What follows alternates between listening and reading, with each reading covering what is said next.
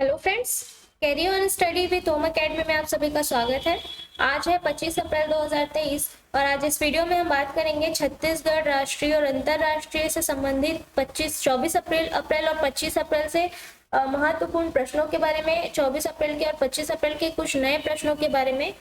और आप इन सभी प्रश्नों को देखेंगे तो ये आप सभी प्रश्न जो ये सभी जो प्रश्न हैं आपके परीक्षाओं के लिए, जैसे कि पीएससी प्री, व्यापम और अन्य जो कंपटीशन एग्जाम्स हैं, इन सभी के लिए बहुत ही इंपॉर्टेंट हो सकते हैं।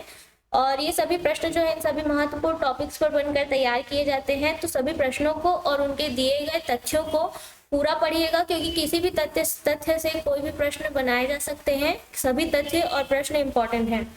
तो चलिए कल के प्रश्न से स्टार्ट करेंगे। सबसे पहले आपने चैनल को अगर सब्सक्राइब नहीं किया है तो चैनल को सब्सक्राइब कर लीजिएगा और वीडियो को ज़्यादा से ज़्यादा शेयर और लाइक करिएगा। तो चलिए कल का प्रश्न है आपका, 2023 में पुरुष हॉकी एशियाई चैंपियंस ट्रॉफी की मेजबानी कौन करेगा? तो इसका आंसर है चेन्नई। ठीक है, हाल ही में जो है 3 से 12 अगस्त तक जो है चेन्नई में पुरुष हॉकी एशियन चैंपियंस ट्रॉफी जो है आयोजित किया जाएगा। ये 7वां संस्करण है इसका। ठीक है, टूर्नामेंट का 7वां संस्करण है, जिसे 3 से 12 अगस्त तक चेन्नई में आयोजित किया जाएगा। तो जाहिर सी बात है कि चेन्नई इसकी मेजबानी करेगा और भारत जो है पहली बार इस आयोजन का मेजबानी कर रहा है, याद रखिएगा।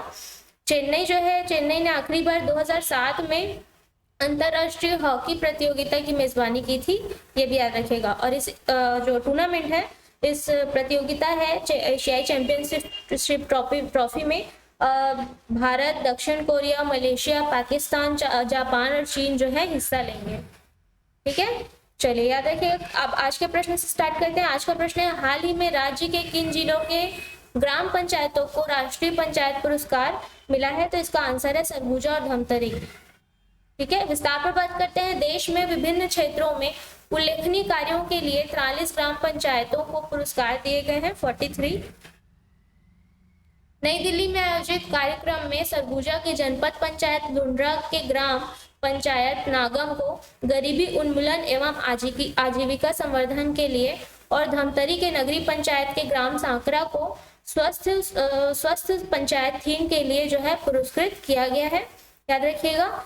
सरगुजा जिले के ग्राम पंचायत नागम को गरीबी उन्मूलन और आजीविका संवर्धन के लिए और धमतरी जिले के ग्राम पंचायत सांकरा को स्वस्थ पंचायत थीम के लिए जो है पुरस्कृत किया गया है।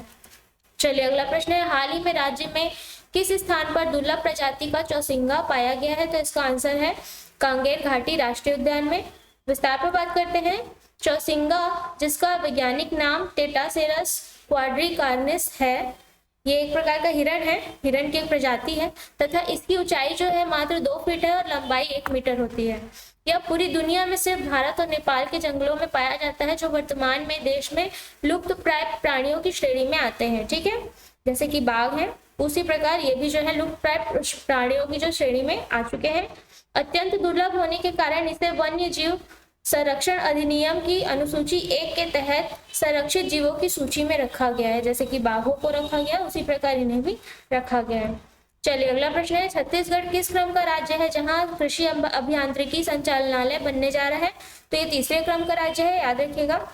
विस्तार पर बात करते हैं। वर्तमान में देश के 2 राज्यों मध्य प्रदेश और तमिलनाडु में कृषि अभियांत्रिकी संचालनालय संचालित हो रहा है। इसके बाद जो है छत्तीसगढ़ 3रे क्रम का राज्य होगा, जहां संचालनालय बनने के बाद केंद्र सरकार से मिलने वाला बजट बढ़ जाएगा। ठीक है, यहाँ संचालनालय बनने के बाद केंद्र राज्य से मिलने वाला बजट की जो है बजट में जो है बढ़ोतरी होगी। 1989 में मध्य प्रदेश में संचालनालय बना था, याद रखिएगा सबसे पहले। चलिए अगला प्रश्न है, हाल ही में छत्तीसगढ़ रेरा के नए चेयरमैन के रूप में किन्हें नियुक्त किया गया है? तो इसका आंसर है आईएफएस संजय शुक्ला को। विस्तार पर बात करते हैं। भारतीय वन सेवा Indian forest service IFS 1987 batch के आईएफएस अधिकारी संजय शुक्ला वर्तमान में छत्तीसगढ़ प्रधान वन संरक्षक पद पर नियुक्त रहे हैं और वे लंबे समय तक छत्तीसगढ़ हाउसिंग बोर्ड के कमिश्नर भी रहे हैं। ठीक है, अब इन्हें जो है ये जो चेयरमैन नियुक्त किया गया, छत्तीसगढ़ रेरा के नए चेयरमैन के रूप में नियुक्त कर दिया गया है। और इनसे पहले IAS विवेक ढांड जो है छत्तीसगढ़ भू संपदा विनियामक प्राधिकरण यानी कि रेरा के अध्यक्ष रहे हैं। ठीक है, रेरा का फुल फॉर्म याद रखिएगा, भू संपदा विनियामक प्राधिकरण। चलिए अगला प्रश्न देखते हैं, राष्ट्रीय पंचायती राज दिवस प्रतिवर्ष किस दिन मनाया जाता है? राष्ट्रीय आपका प्रश्न है ये, राष्ट्रीय पंचायती राज दिवस प्रतिवर्ष किस दिन मनाया जाता है? तो इसका आंसर है 24 अप्रैल को। विस्तार पर बात करते हैं, भारत सरकार हर साल 24 अप्रैल को राष्ट्रीय पंचायती राज दिवस के रूप में मनाती है।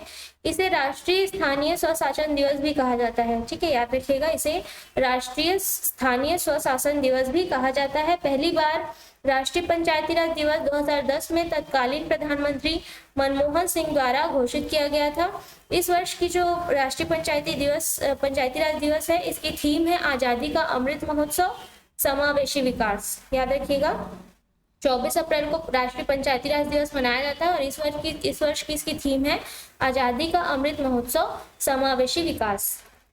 चलिए अगला प्रश्न है, किस अभ्यास में भारतीय वायुसेना 24 अप्रैल से 4 मई 2023 तक भाग ले रही है? तो इसका आंसर है इनियोचोस 23। अभी हाल ही में यह अभ्यास किया जाएगा।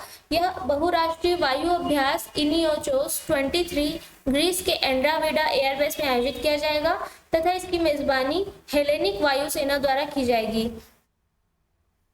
इस अभ्यास में जो है 4 सुखोई यानी कि Su-30 MKI और 2 C-17 विमान भाग लेंगे।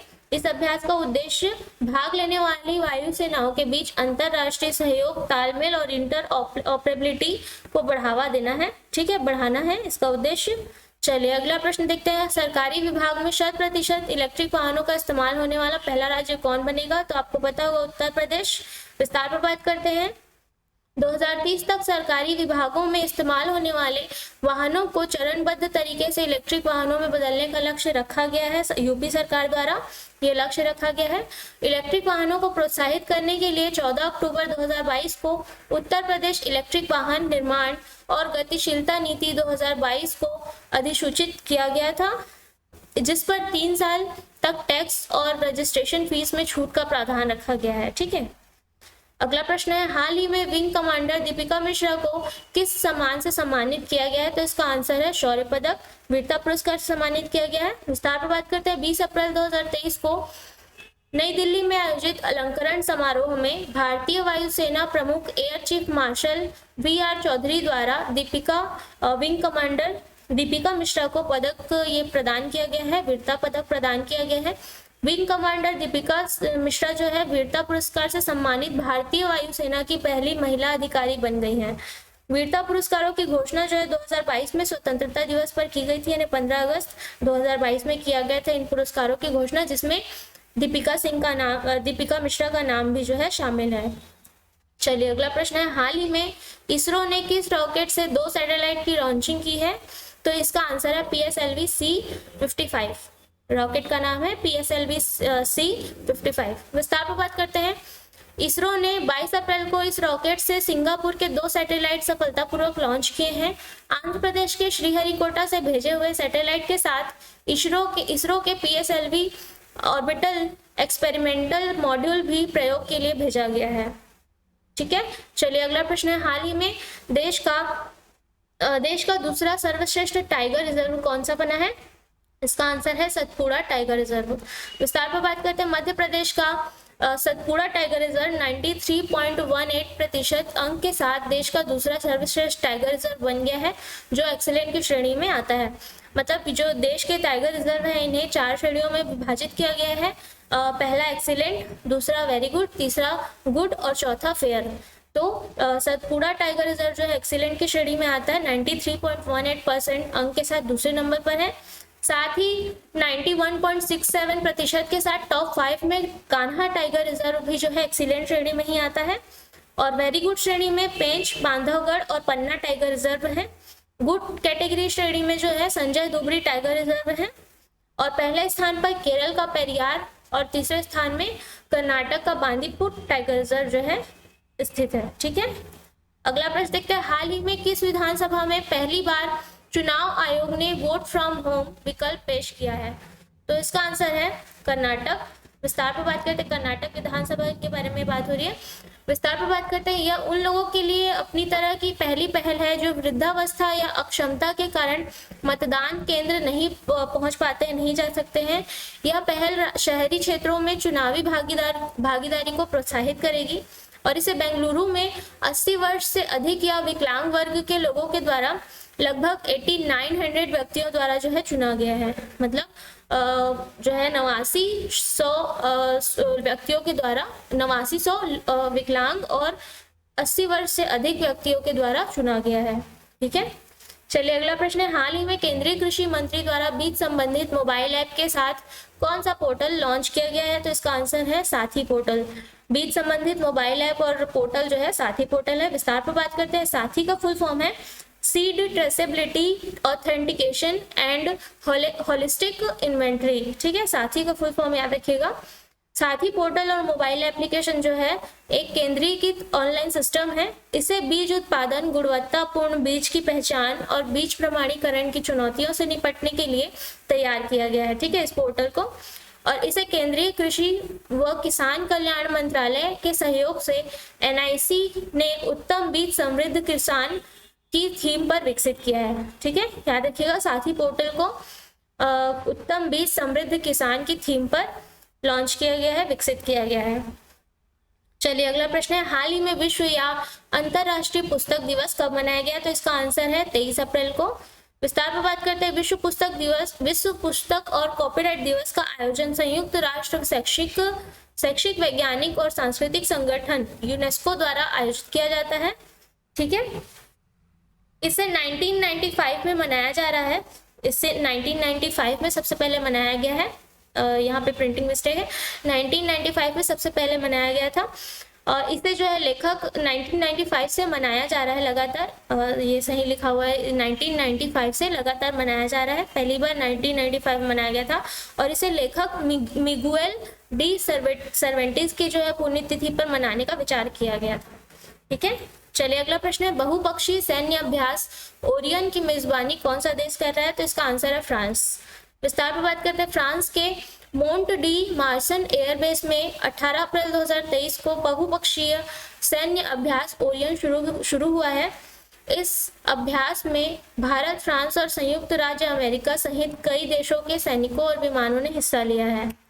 चलिए अगला प्रश्न है, हाल ही में नेपाल के नए विदेश मंत्री के रूप में किसने कार्यभार संभाला है? तो नेपाल के नए विदेश मंत्री जो बने हैं नारायण प्रसाद सऊद बने हैं। विस्तार पर बात करते हैं, नेपाल के कांग्रेस नेता नारायण प्रसाद सऊद को राष्ट्रपति रामचंद्र पौडेल ने पद और गोपनीयता की शपथ दिलाई है। 60 वर्षीय नारायण प्रसाद पश्चिमी नेपाल के निर्वाचन क्षेत्र कंचन से लोकसभा के लिए चुने गए हैं तथा वे कांग्रेस के केंद्रीय समिति के सदस्य भी हैं।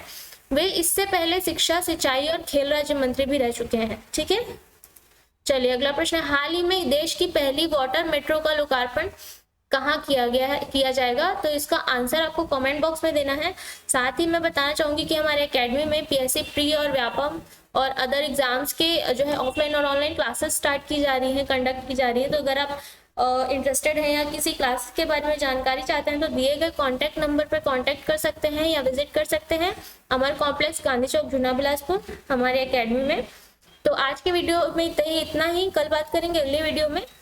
धन्यवाद।